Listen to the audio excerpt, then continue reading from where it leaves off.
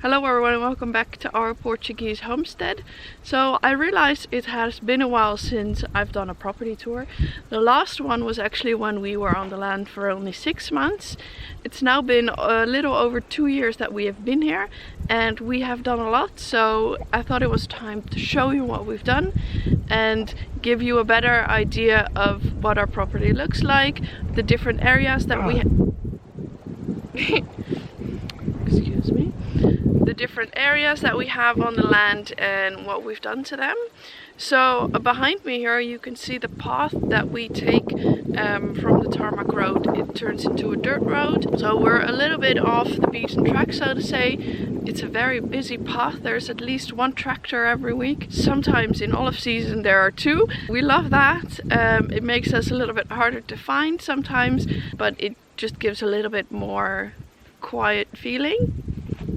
So the first thing that you see when you drive up to our land is our olive field. In total our property is 3 hectares and about a third of that is olive field, some of which is field and then some of it is, most of the olive trees are actually on a little bit of a slope. Our olive field is slowly recovering from the years that it wasn't in use, that it wasn't tilled or the olive trees weren't kept, they weren't pruned, and so we've put in a lot of work into the olive field. Lots of trimming, lots of pruning. The first year we did a hard prune on all the trees, which is why we only had a small harvest last year, and this year they're looking much nicer. They're coming back strong. We think we'll have a pretty good harvest this year and hopefully some olive oil for you guys to buy. If you're wondering why are they doing this a particular way, sometimes I will go into that a little bit, but we're working on a video to explain you more of the techniques that we're using here on the land, what inspires us and what we find important. So stay tuned for that. So when you come to our land, the first thing that you also see is our yurt that you can see here. Lots of people tell us that it's quite striking. The moment that you come around the corner, you can see the yurt. It's like nestled into our hillside and it looks quite nice even from afar. What a lot of people don't realize when you're looking at the videos is that our land has a pretty big slope. So the olive field starts and that's pretty flat, and then we have a dip, a little valley where we have the garden and the pond area and the chickens, and then we have to go up pretty steep to get to the yurt, and then from there it's another, like the next half of our land is pretty much all hillside, but I'll show you the hillside on the other side in a moment.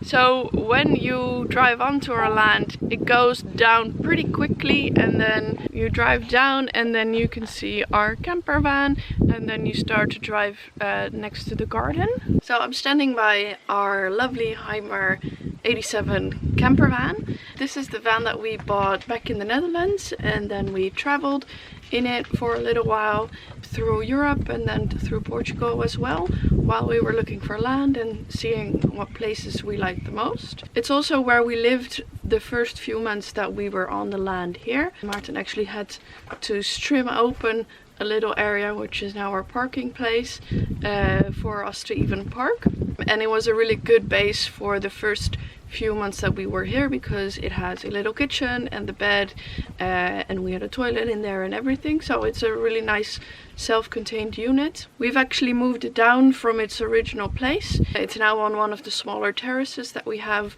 in our valley, and it overlooks the garden, and it now functions as a guest house when we have visitors during the summer, and sometimes even in winter, although it's a little bit colder then.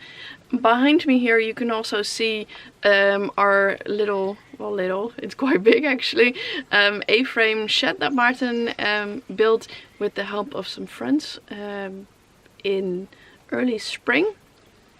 It's now covered in plastic to keep everything dry, but in time he wants to make it all with pallets, of course, but reclaimed pallets, so it's gonna take a little while for it to be fully covered with wood.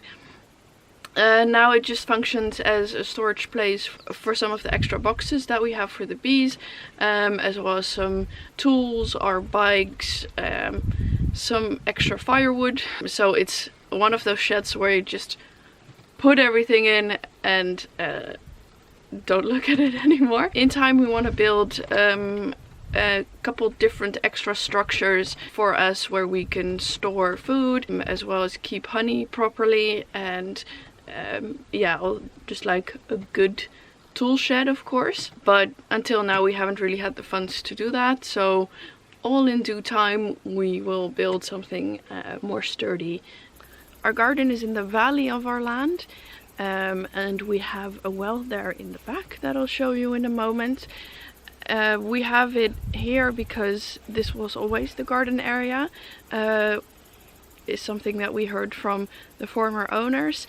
Back in the day this used to be a market garden, so it was well used, but then it was obviously not kept for a few decades. So we're slowly getting the soil back in working order. This year we're focusing on tomatoes, which are going very well, as well as aubergines and peppers, really hot weather things that I know will do well here in Central Portugal.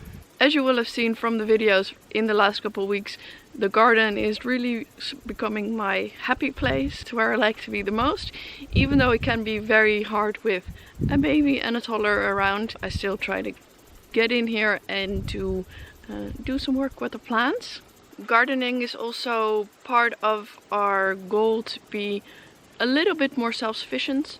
I don't believe in self-sufficiency. There's a video on that. Hopefully the garden in the future will provide most of our vegetable needs as well as fruit. So we're thinking of where can we plant more fruit trees, where can we plant berries, and so part of this this terrace will become perennials. We've already started with some herbs, and then only about half will be annual vegetables. As I said, on this terrace is also our well, which is at the moment our only water source. So let me walk you to there. So here in the corner we have our well. It's quite a big well and it's walled as well, so that it's a lot harder for toddlers or animals to go in. It's still very much full, which we love to see. So at the moment this well is the only place where we get our water from. I would guess this is about 5 meters in width, and the first summer that we were here we actually emptied the well and cleaned the whole bottom because it hadn't been done in a long time. In that video you can see it's about 8 meters deep. We had to borrow an extra tall ladder from our friend to actually get in there, and then we emptied it all by hand. So Martin down there with a shovel and pulling up the buckets, me throwing them over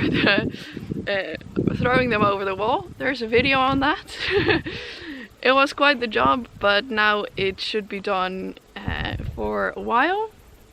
And next time we'll use the digger.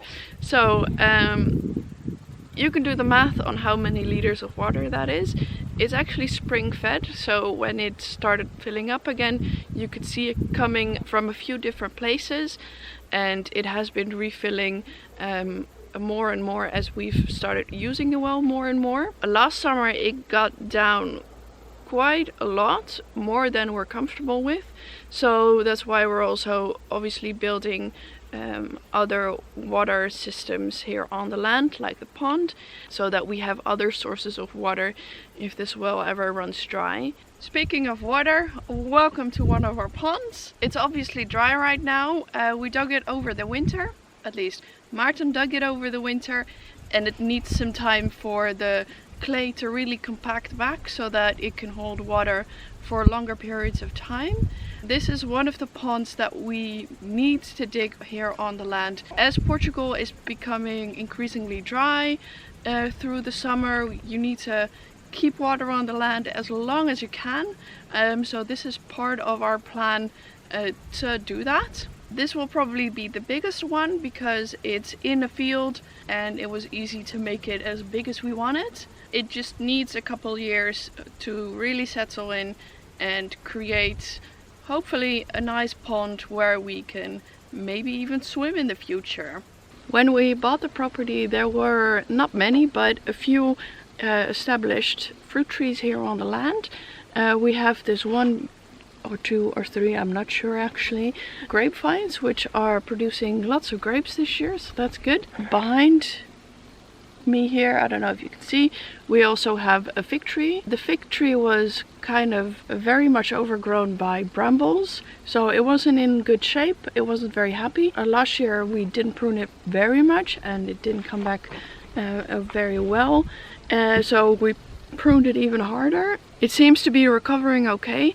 It's not producing fruit this year sadly though, but we're starting to plant more fig trees around this terrace as well, so that hopefully we'll have some figs going next year or the year after. And the final kind of fruit tree that we already had established here on the land are quince trees. They grow very easily here. They also kind of reproduce themselves around channels, so if you have a fruit tree and you're thinking, what are these strange looking apples, they're probably quince. You don't eat them raw because they stay very hard, but you can make a marmalade from them, which is very nice, or you can just stew them with some liquor or whatever, and they do make a delicious dessert that way. I'm on the bigger terrace that we have above the garden and underneath our living area. So here there were already a few olive trees that even gave us some olives. The first year that we were here, or the first chance that we had, we planted a bunch of different fruit trees to see what would stick, what would work here. We planted plums, apricots, apples, pears, anything you can think of we planted. We just went to the nursery and bought about 30 trees. At the same time being conscientious of not buying too many trees, because we have to water them for the first few summers until they really get established, and even then sometimes you'll have to water the fruit trees for them to actually give you some fruit. So we didn't buy too many, also because we wanted to see what would really work well here. We're thinking up a way to water them with the grey water that we have coming from the kitchen and from the washing machine, but that's a project for this summer, so stay tuned for that. Over time we want to make this more into a real food forest area, as some people like to call it, so with different layers. We have a cork oak here, we have the olive trees, and then we have smaller fruit trees, berry bushes beneath that, and then some other perennial herbs on the bottom. So this is a work in progress. We do what we can with the water that we have, but over time I'm sure it will be beautiful. Here is our living area. This is our kitchen with the terrace on the side. The kitchen for me is an example of where we go for functionality over beauty. I'm not the biggest fan of the OSB on the side, but it was needed and it was what we had when we built it. Over time I hope that we can change it up for some nice wood, or maybe build something with stone, but for now this is very functional. I cook pretty much 3 times a day here, so it works. And that's what you need from a kitchen. We also have the fridge here, and on the other side we have the opening for the washing machine, and together with our outdoor shower it makes for a quite comfortable living. On the side here we also have a terrace that we're slowly working on making it a little bit more beautiful. So we have planted flowers on the side. Martin built a pergola with roundwood, and slowly but surely this is becoming a very nice place to sit and have lunch, and during the hot days just to chill out. Okay, while my little co-host is napping in bed, I wanted to show you a couple more things. I think many homesteads, many farms have unfinished projects just always. For us that's our composting toilet. It's been a project for about a year now and it's still not finished, but it's not too bad. It's mostly us here, so we don't mind not having it completely finished. So what we have here is our more permanent composting toilet. It's a 2-chamber system where we fill up one chamber for over the course of about a year and a half, and then we move on to the next one, and once we filled up that, we can use the other one for it's done composting, and we can use that for planting trees, dressing trees, all that stuff. But as you can see, it's not really finished. It needs another wall for privacy. It needs a roof, but roof plates were not in the budget for a couple months. So hopefully next summer, or well, hopefully by the end of the summer, it will be finished. But for now, it's all fine. Okay, I'm not sure if you can actually see it in this lighting, but another thing that I wanted to show you is our borders. So as I said, we have about 3 hectares of land here, and none of it is fenced, except for the garden that we fenced ourselves. Most of the borders are marked by a stone wall, which in many places has fallen down because Chavalier running through there over the years, that kind of stuff. For most of the property we can see where the border is because of this wall, and on one side of the land it's also marked by a channel. So it's 2 walls, and that's the border of our land as we can see it on the cadastro. We don't really have plans to restore all these walls because it is quite a lot of work for 3 hectares, but nor do we want to really fence in the land with like proper new fencing. We might do some areas if we want to have animals there, or we might start working with electric fencing. So we'll see. It's all in our head for now. At least we know very well where all the borders are for our land because of this wall, and we also have cornerstones on some of the corners. It's clear for us where our land actually is, which is not always the case for everyone. But let me continue the tour. Just a few basics about our yurt. It's 6.5 meters wide, so that gives us quite a nice space to live in. It's mostly our living space, so we have a couch in there and our bed and some closets and our computer and things. For now we feel like it's quite sufficient with the kids as well. Even when Bo needs a bigger bed, we'll be fine. But in a few years we'll hopefully have a house so they can have their own room, because that's better for everyone, I think. For now we're quite happy in here. It's easy to heat with our little stove in there during the winter, and we have a double layer of felt insulation, so that keeps the heat in quite well. It can get very hot in there during the winter. During the summer it's for the first half of the day it's actually cooler inside than outside, but then at some point it catches up.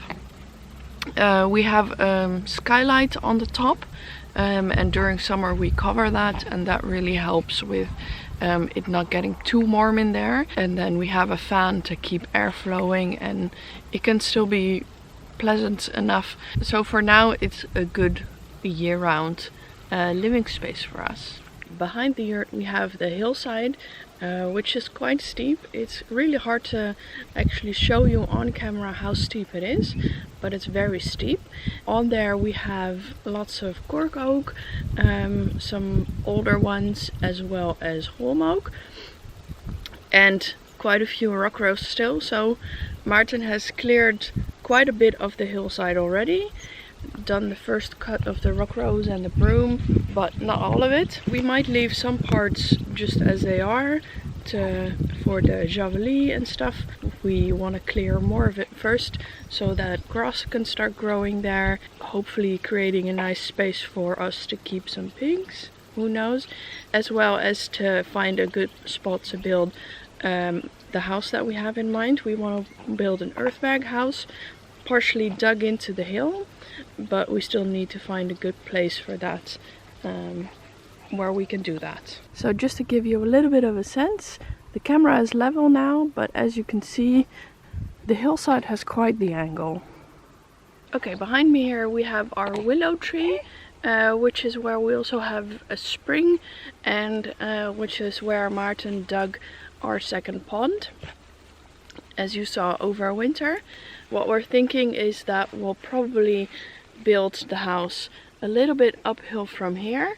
First dig in a little bit from the hill and then build an earth bag structure within that. But that's our plan for now. Plans can change obviously, and we still have to find a spot that is good for that. On top of our hill it goes a little bit flat again, and there we have an extra olive field. This was an olive field that was a surprise for us. It is part of our property because we see that from the cornerstones, but it's not on the map that we got. So we have an extra 10-15 olive trees up there, which were a little bit older already and therefore survived the neglect a little bit better. Most of our harvest last year came from them. I think that's where I'll leave you for today. I hope you enjoyed this property tour. I hope it gave you a little bit of a better sense of the layout of our property and what we've done and what was already on here. Lots to come in the future, as I said. More cleaning, more planting, more house building. That's it for today, and I hope to see you next week.